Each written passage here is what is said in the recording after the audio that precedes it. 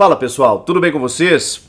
O Corinthians recua demais e deixa escapar uma vitória que seria fundamental. Só tem o seguinte, o gol do Atlético Goianiense foi irregular, vai dar muita polêmica, então chega mais. Eu sou o Chico Garcia, inscreva-se no canal, hein? E vamos juntos.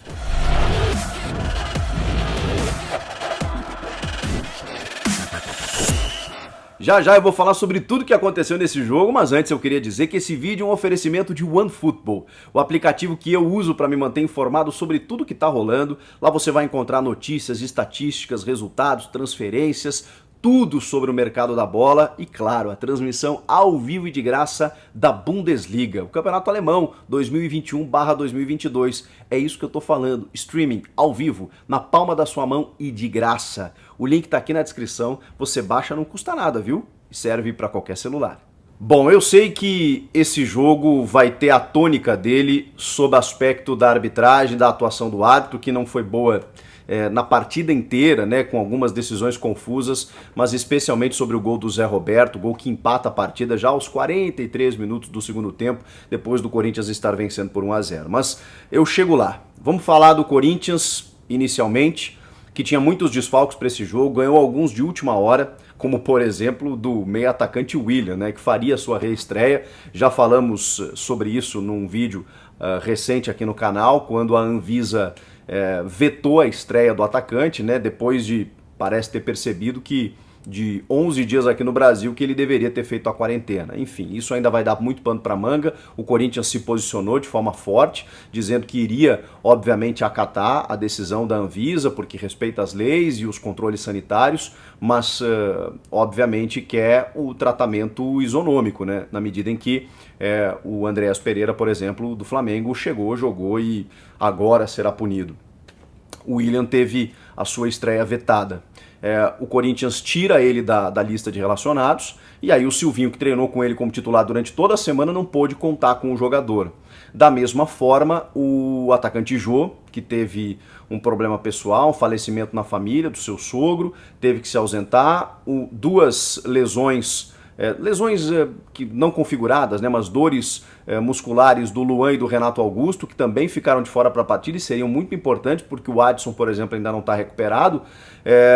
Então, todos esses desfalques, obviamente, fizeram falta, né? O Silvinho, e também no entrosamento, né? Que teve que mudar a formatação ali imediatamente. Colocou o Rony, que tá acostumado ao setor ali, para jogar junto do Gabriel, e o Juliano fazer uma espécie de ser o homem responsável pela ligação entre o meio e o ataque, e não funcionou muito bem. Ele ficou meio isolado nessa função.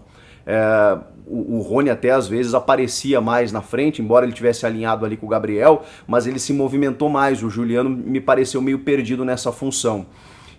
O Gabriel Pereira, aberto inicialmente pelo lado esquerdo com o Gustavo Mosquito, onde ele rende pelo lado direito, com o Roger Guedes no comando do ataque. Também o Corinthians teve dificuldades por isso. E o Raul Gustavo na vaga do Gil suspenso, essa ausência a gente já sabia que ia acontecer.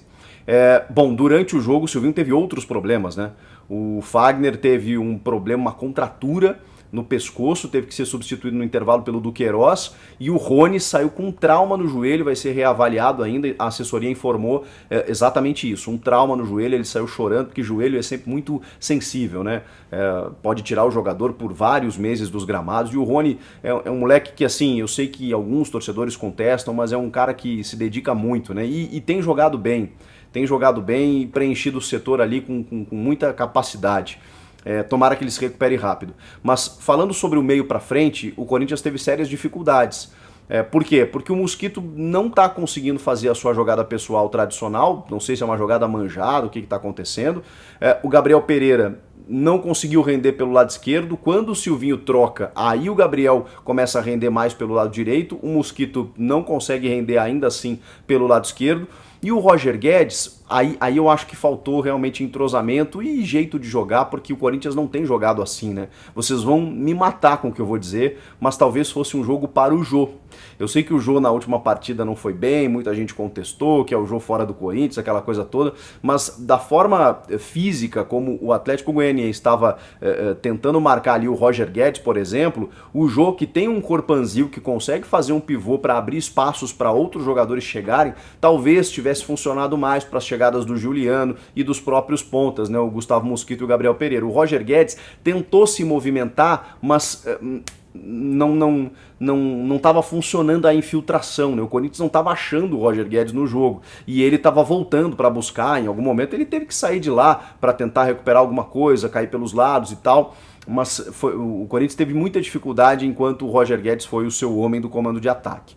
Um jogo morno, um jogo que não teve muitas defesas dos goleiros, né? O Cássio até trabalhou mais no segundo tempo, só que aí vem a segunda etapa, o Corinthians até na postura, na personalidade, digamos assim, na atuação, na atitude, empurra o Atlético Goianiense para o seu campo.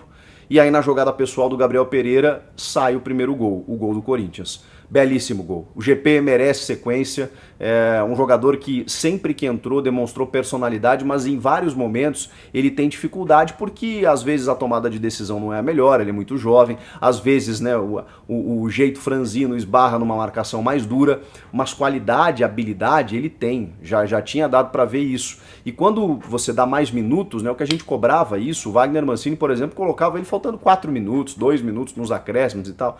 Aí é difícil, né? Toca no guri lá que ele resolve. Quando a gente vê ele com mais minutagem, ele vai ganhando corpo, vai ganhando mais confiança para poder partir para cima, que é o seu jogo característico.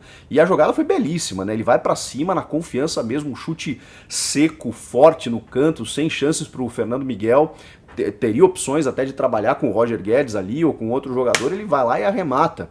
É muito bom, porque a gente está falando de contratações recentes e importantíssimas do Corinthians, mas ao mesmo tempo há jogadores da base que têm decidido em favor do Corinthians. O Adson, o Gabriel Pereira, o Rony, o João Vitor, o Raul Gustavo que entrou hoje, o Duqueiroz que enquanto o João Pedro não pode jogar, que é o substituto do Fagner, mas na verdade ele é meio campista, e eu acho que também entra com uma certa volúpia, assim, não sente a camisa, acho bacana isso também, fora outros jogadores, então muito bacana da gente ver que ao mesmo tempo em que o Corinthians reforça para o time, ele ganha no elenco, porque ele tem agora esses jogadores que não precisam mais ser a solução, eles não têm mais essa responsabilidade. A resposta está nas costas do Renato Augusto, do Roger Guedes, do Juliano, desses caras.